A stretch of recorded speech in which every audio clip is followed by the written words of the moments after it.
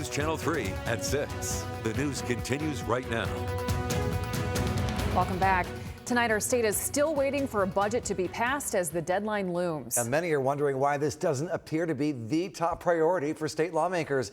Tonight, News Channel 3's Carter Landis talked with both Republicans and Democrats to find out what their plans are to finally get this budget done. Carter.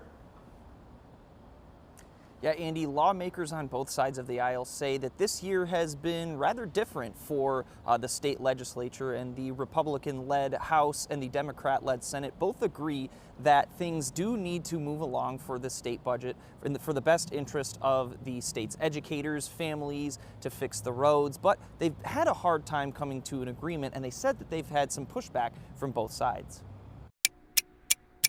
Time continues to dwindle for state lawmakers to pass a state budget. If the Republican-led House and Democrat-led Senate can't agree by the end of the month, the state government will shut down.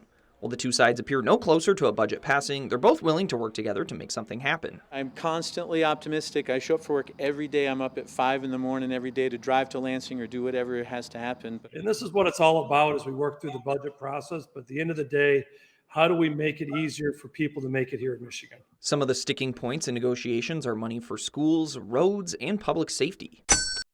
Both sides want all of these things, but State Senate Minority Leader Eric Nesbitt says they don't agree on how to go about it. Yeah, this is all about working families, small business owners, farmers, our law enforcement officials across the state, and saying we have your back. Democratic State Rep Matt Longjohn worries budget talks have become too partisan. Unfortunately, you get there and you just sit around waiting for the one person who controls this process to agree that it's time to get a budget done. Partisan political game doesn't solve the problems of higher energy bills, higher taxes, higher crumbling roads, or higher insurance costs. It's about folks working together to get it done for hardworking families of Michigan.